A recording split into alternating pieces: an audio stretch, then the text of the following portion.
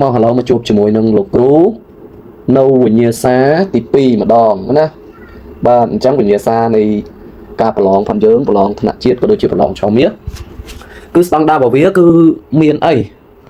គឺវាមានសំណួរជ្រើសរើសដោយយើងប្រើសញ្ញា text មាន2សំណួរអញ្ចឹងទៅណាបាទដូចខ្ញុំឃើញនៅលើអេក្រង់នេះ2សំណួរអញ្ចឹងទៅ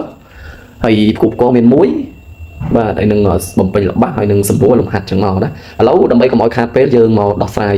លំហាត់នៃការជ្រើសរើសសំណួរទី1របស់យើងទាំងអស់គ្នាណាអញ្ចឹងគេថាចូលគូសញ្ញា text នៅក្នុងប្រអប់ចម្លើយដែលត្រឹមត្រូវមិនដែលចោលទេលំហាត់អស់ហ្នឹងណាសំណួរ text បែបហ្នឹងគឺមិនដែលចោលទេ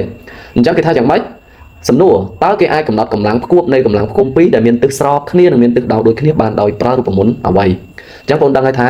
កម្លាំងរូបមន្តកម្លាំងយើងគឺបែបនេះគឺយើងសរសេរជា vector គឺស្មើជាមួយនឹង vector f1 បូកជាមួយនឹង vector f2 ប៉ុន្តែយើងត្រូវសិក្សានេះជាទំហំ vector អញ្ចឹងយើងត្រូវសិក្សា vector ហ្នឹងវាមានទិសដៅយ៉ាងម៉េចបាទមានទិសដៅយ៉ាងម៉េចគឺបងអូន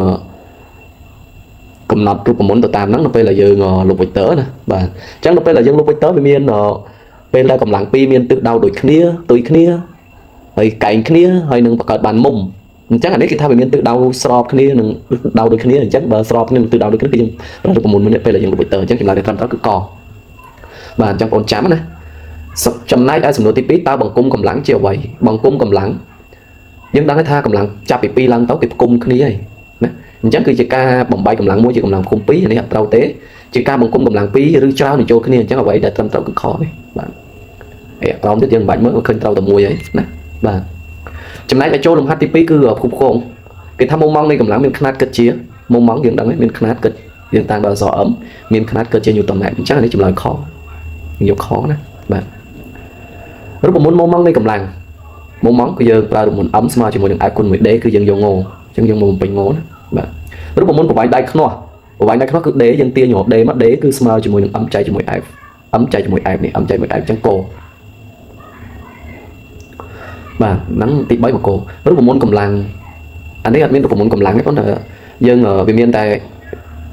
កម្លាំងមានຂະຫນាតគិតជាអីកម្លាំងគិតជាបាទយើងកែបន្តិចមកគិតជាអីកម្លាំងគិតជា Newton អញ្ចឹងយើងយកកមកណាបាទយើងយកកវិញយើងកែទៀតព្រោះក្នុងផ្នែកខាងនេះផ្នែក B គាត់មានដាក់ចម្លើយផងអញ្ចឹងយើងយកមកឥឡូវយើងមកដល់ការបំពេញល្បះណាបងអញ្ចឹងបំពេញល្បះវិញចន្លោះណាបំបែកកម្លាំងមួយជាកម្លាំងគុំ2គឺចំនួនអីលោកសុំដូរដាក់ក្រហមបំពេញចំនួនកម្លាំងតូលកម្លាំងតូលដោយកម្លាំង2ដែលផ្ដល់ផលដូចគ្នាបាទ